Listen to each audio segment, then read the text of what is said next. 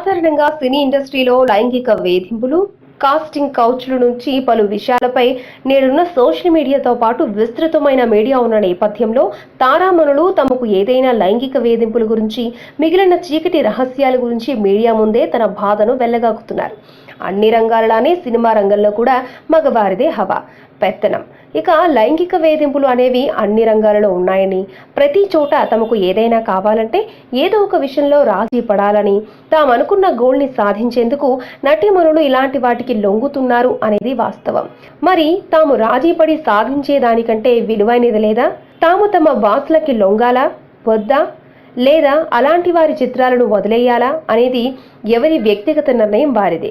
ఇక హీరోయిన్ల విషయానికి వస్తే, షూటింగ్లకు సరిగ్గా రాకపోవడం, గొంతెమ్మ కోరికలు కోరడం, తమతో పాటు తమకు తోడుగా వచ్చేవారికి తమ వ్యక్తిగత సిబ్బందికి కూడా సకల సదుపాయాలు కల్పించాలని అడగడం వంటివి ఉన్నాయి. మరోవైపు ఏ సినిమాలోనైనా దర్శక నిర్మాతల, హీరోలు ఆమె నుంచి లైంగిక సుఖం కోరుకున్న సమయాలలోనూ ప్రమోషన్కి అదనపు డబ్బులు వసూలు చేయడం, ప్రమోషన్లకు ఎగ్గొట్టడం, ఏదైనా బిక్ని లేదా శృంగార సన్నివేశాలలో నటించేందుకు అదనపు రెమ్యూనరేషన్ డిమాండ్ చేయడం వంటివి హీరోయిన్లకు నిత్య కృత్యాలైపోతున్నాయి. దాంతో పలువురు హీరోయిన్లు తాము చేసిన తప్పుకు లేదా తాము చెయ్యని తప్పుకు కూడా బలిపశువులు కావాల్సిందే. నాటి ఎవర్గ్రీన్ హీరోయిన్ జమునకు నాటి అగ్ర హీరోలైన ఎన్టీఆర్, ఏఎన్ఆర్లతో చెడిందే.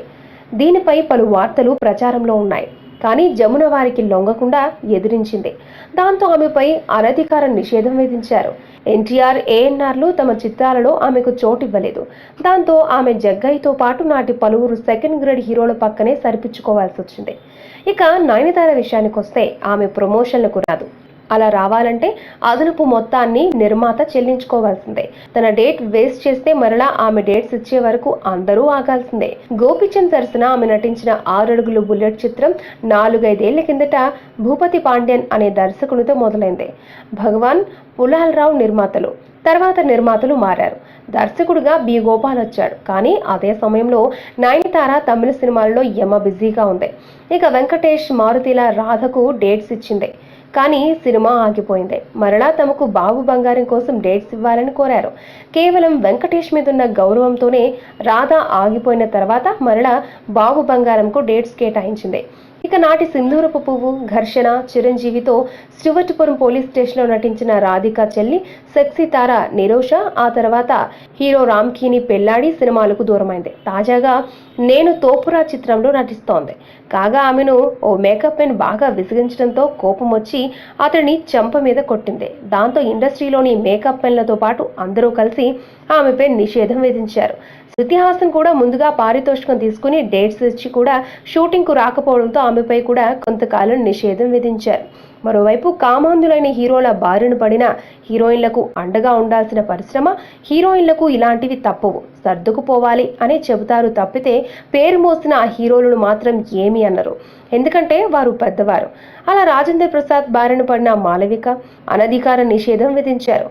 నవదీప్ బారిన పడిన రస్నా బేబీ అంకిత పరిస్థితి కూడా అదే. ఇక తమ పరువును బజారుకీడ్చిందని తెలుగులో నటించిన బాలీవుడ్ నటి రాధిక ఆప్టేతో పాటు భద్రా సినిమాలో హీరోయిన్ గా పలు చిత్రాలలో తన అందం, అభినయంతో అలరించిన కేరళ కుట్టి మీరా జాస్మిన్ కూడా దానికి బలైపోయింది.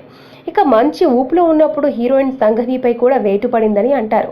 మొత్తానికి తాము చెప్పినట్లు నడుచుకోకపోయినా, తమ వ్యక్తిగత జీవితాలను బయటపెట్టినా, వివాదాస్పదమైన వ్యాఖ్యలు చేసినా కూడా ఆయా హీరోయిన్లు టాలీవుడ్లో భారీ మూల్యం చెల్లించుకోవాల్సిందేనని కొందరు సినీ పరిశ్రమను ఎరిగిన వారు గుసగుసలాడుకుంటూ ఉంటారు. ఇది అక్షర సత్యం.